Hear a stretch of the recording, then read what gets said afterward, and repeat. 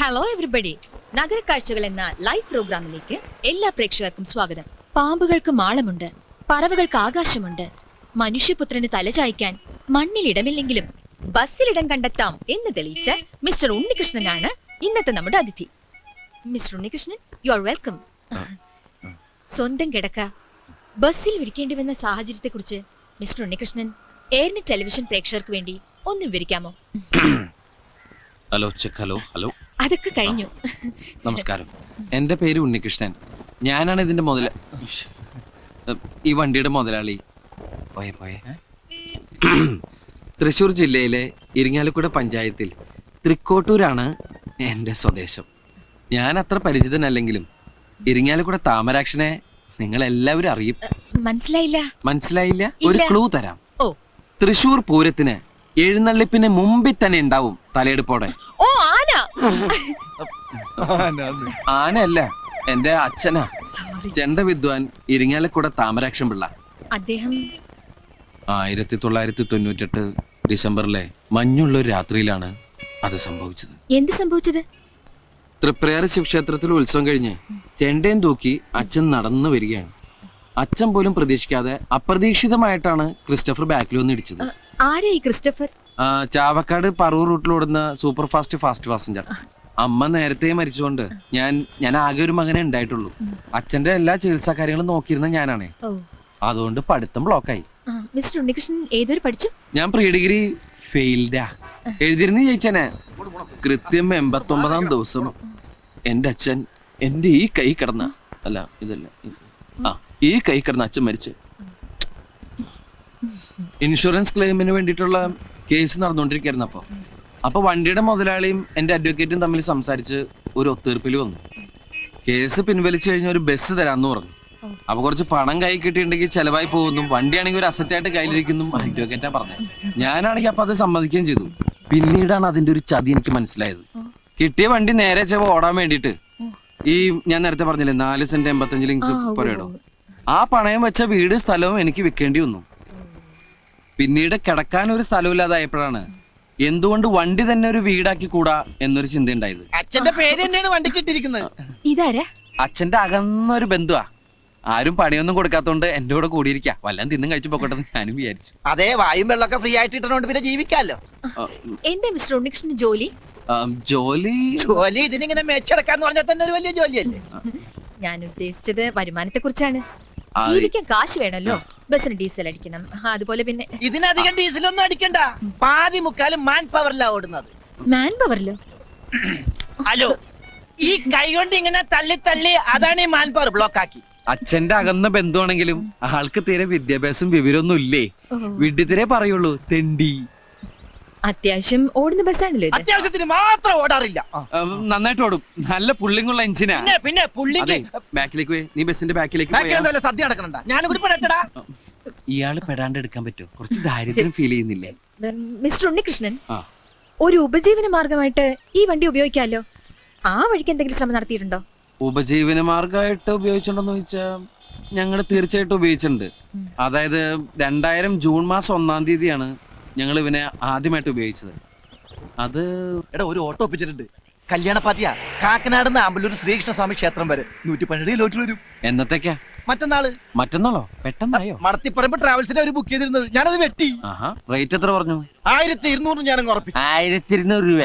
മറ്റുള്ള വണ്ടിക്കാര് റിട്ടേൺ അടക്കം 2500 രൂപ വാങ്ങുന്നുണ്ട്. എടാ, അമേരിക്കയും സൊമാലിയും തമ്മിൽ ഒരുപാട് വ്യത്യാസമുണ്ട്, അറിയോ? മനസ്സിലായില്ല. എടാ, 2500 രൂപ കൊടുത്ത നല്ല ലക്ഷറി കോച്ച് കിട്ടും. നമ്മുടെ വെറും ബിക്ഷറി കോച്ചല്ലേ. ഈ ലൊടുക്ക് വണ്ടി എങ്ങനെ അവർ കണ്ടിട്ടുണ്ടെങ്കിൽ വെറുതെ ഓടാന്ന് പറഞ്ഞാൽ ഒരു വേണ്ടാന്ന് പറയും.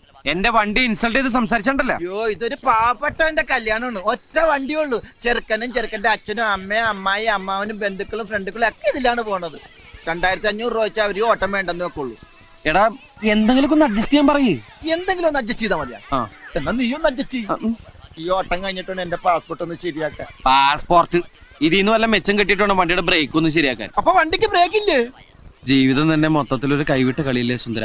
ചവിട്ടി നോക്കാം. അല്ല, വണ്ടി ഈ രീതിയിൽ നമ്മൾ എങ്ങനെ അങ്ങോട്ട് എഴുന്നള്ളിക്കും?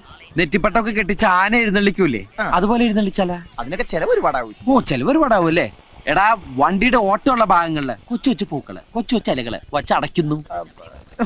സാധാരണ കല്യാണ വണ്ടിയൊക്കെ അലങ്കരിക്കില്ലേ അതുപോലെ. ഒരു കാടളകി വരുന്നുണ്ടല്ലോ. സ്ഥലം എത്തിയോ ഉണ്ണികൃഷ്ണ? ചവിട്ടി പിടിച്ചോ. ഈ അട ഒന്ന് വെച്ചോട്ടെ, ബ്രേക്ക് കുറവല്ലേ. നമസ്കാരം ചെറുക്കൻ്റെ അച്ചോ. എന്താ ഇത്? വണ്ടി ഈ കാടും പണ്ടൊക്കെ എന്തിനാ ചോദിച്ചത്? അത് അലങ്കരിച്ചിരിക്കല്ലേ. ഇങ്ങനെയുണ്ടോ അലങ്കാരം? ഐശ്വര്യമുള്ള ഒരു ചടങ്ങിന് പോവല്ലേ, അപ്പൊ കുറച്ച് റിച്ച് ആയിക്കോട്ടെ എന്ന് കരുതി. വാഴ, മാവ്, വേപ്പ്, ചക്ക, മാങ്ങ, കുമ്പളങ്ങ, ഒതളങ്ങ തുടങ്ങിയ വൃക്ഷ ലതാതി പല മൂലാദികളും കൊണ്ടങ്ങ് അലങ്കരിച്ചു. Wish you happy married life. ഞങ്ങളാരും അങ്ങനത്തെ ആൾക്കാരല്ല. Best family. ദേ ഇങ്ങനെയൊക്കെ അലങ്കരിച്ചു എന്ന് കരുതി ഞങ്ങൾ അഡീഷണൽ ബില്ലൊന്നും ചാർജ് ചെയ്യില്ല, അതൊക്കെ ഫ്രീയാ. അപ്പൊ ഇനി വൈകണ്ട, നമുക്ക് അങ്ങോട്ട് പോവാം. ഇപ്പോഴേയോ? ഇപ്പൊ പോയാലേ സമയത്തങ്ങ് എത്തുള്ളൂ, കാരണം വണ്ടി നല്ല കണ്ടീഷനാണ്. നമുക്ക് കാറ്റൊക്കെ കൊണ്ട് അങ്ങോട്ട് പോവാം. ബന്ധുക്കളൊക്കെ വന്നു തുടങ്ങിയിട്ടേ ഉള്ളൂ. നീ ഇവർക്ക് ചായ കൊടുക്കാൻ നോക്കി ചെല്ലു. വണ്ടി അങ്ങോട്ട് ഒതുക്കിയിട്ടോ. ഇഷ്ടം പോലെ സമയമുണ്ട്. ഇത്തിരി ദൂരമല്ലേ ഉള്ളൂ. കൊച്ചു വെളുപ്പിനെ പോണ കാര്യം എന്താ? നല്ല ആക്ഷിയേ. വണ്ടി വന്നു. ഇങ്ങനെ പോയാൽ സംഗതി കുഴയും. ശരിയാ, നമ്മൾ ഉത്സവിച്ചാലേ കാര്യം നടക്കൂ. ഇഡലിയും ചായയും. ഇഡലി ചായ ഓൺ ദ വേല നിർത്തിയെടുത്ത് മേടിച്ചാ കേറിക്കോ. എല്ലാവരും കേറിക്കോളൂ, കേറിക്കോളൂ. ചായ കുടിക്കും. ആവൂ, കല്യാണ ചെക്കൻ അവൻ മേക്കപ്പ് ചെയ്യാൻ തുടങ്ങിയിട്ടേ ഉള്ളൂ. തുടങ്ങിയിട്ടുള്ളൂ. സുന്ദര, അമ്മാവന്റെ ആദ്യത്തെ കല്യാണം ഇത്. ആദ്യത്തേതും അവസാനത്തേതും.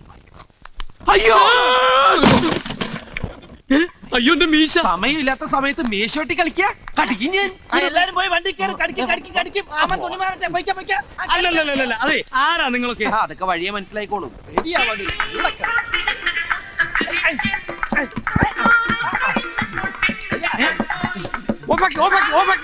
എന്താ നിങ്ങൾ എന്നെ കളിയാക്കാണ്? ഞങ്ങളല്ലല്ലോ ആകാശവാണി തൃശ്ശൂർ തിരുവനന്തപുരം ആലപ്പുഴക്കാരല്ലേ. അവര് പറഞ്ഞു സമയം കളയത് ഇയാളെ സുന്ദരനാക്കോ. സുന്ദര സുന്ദര അനങ്ങാതിരുന്നോ, ഇന്ന് ഈ മീശമ ഞാനൊരു താജ്മഹാള് പണിയും.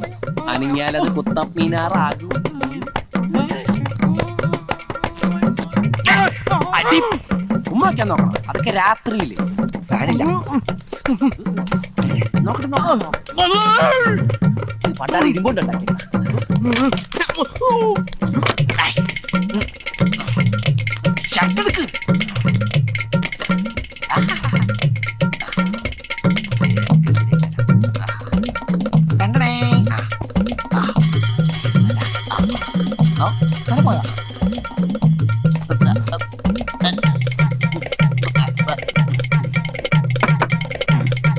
പിന്നെയും പെറ്റിക്കോട്ടായ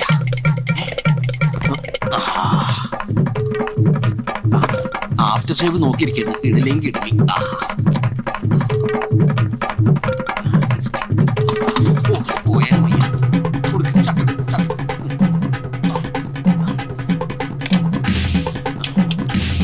പെട്ടെന്ന് പുറത്തില്ല, ഉടുപ്പിക്കും. അതോട് മാറ്റി ഉടുപ്പിച്ചു. ആഹാ മുടുക്കനായിപ്പ. സൂക്ഷിച്ച്. ഇതേതാ? ആരാ ഇവൻ? എവനൊന്നും വണ്ടിയൊക്കെ നോക്കുകയില്ല. അയ്യോ, അമ്മാവന്റെ മോനാ കല്യാണ ചെക്കൻ. എവനെന്ത് പറ്റി? അയ്യോ ഒന്നും പറ്റിയതല്ല, ഇത് പുതിയ സ്റ്റൈലാ. പുതിയ ഫ്ലാഷ്. ഇപ്പോഴത്തെ പിള്ളേരുടെ ഓരോരോ കാര്യങ്ങള് കൊള്ളാവണ മക്കളെ. സമയം കളാതെ അകത്തേക്ക് കയറാം. സമയമൊന്നും ആയിട്ടില്ല. രാഹുകാലം കഴിയാതെ കേറുന്ന പ്രശ്നമില്ല. ഓ, എന്തോന്ന് രാഘുവാനം, ഒന്നുമില്ല, നമ്മളൊക്കെ പിള്ളേരില്ലേ. അല്ല, നമുക്കൊക്കെ പിള്ളേരില്ലെന്ന് ഒറ്റ അടി വെച്ചിരിഞ്ഞ എല്ലാവരും കേറിയിരിക്കുക. കേറിയവരൊക്കെ അവിടെ ഇരിക്കും. രാഹുകാലം കഴിയാൻ ഞാനും എന്റെ മോനും കേറുന്ന പ്രശ്നമില്ല. എടാ, എന്റെ കല്യാണത്തിന് ഒരു രാഹുകാലം കഴിയാൻ ഞാൻ ഇറങ്ങിയിട്ടില്ല. വെറുതെ അല്ല, ഭാര്യ ഇടിവെട്ടേറ്റ് മരിച്ചു. കല്യാണത്തിനല്ലേ, എല്ലു പിടിക്കല്ലല്ലോ കൊണ്ടുപോകുന്നേ.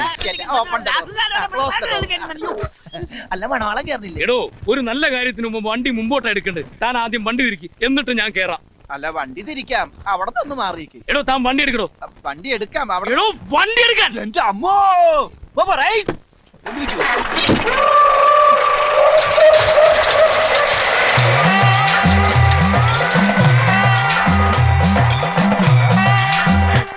പത്ത് മണിക്കായിരുന്നു മുഹൂർത്തം. ഞങ്ങളിവിടെ എത്തിയപ്പോ 3 മണിയായി. അപ്പൊ കല്യാണം മുടങ്ങിയൊന്നുമില്ല. പെണ്ണിന്റെ പഴയ കാമുവിനെ എവിടുന്നോ തപ്പിപ്പിടിച്ച് മുഹൂർത്ത സമയത്ത് തന്നെ താലിയിട്ടിച്ച് സംഭവം മംഗളകരമാക്കി.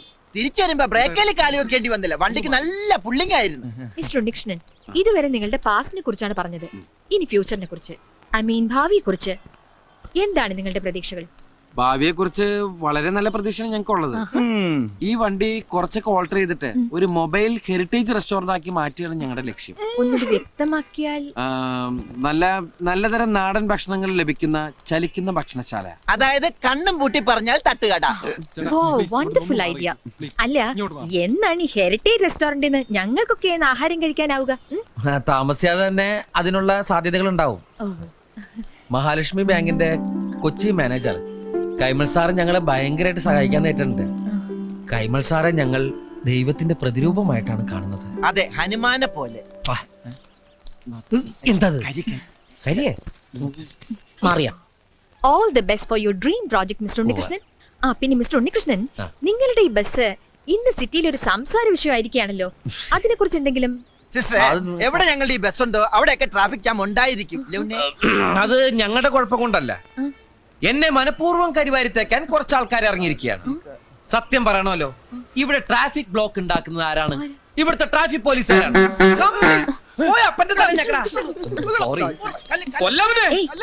കംപ്ലീറ്റ് അഹങ്കാരികൾ.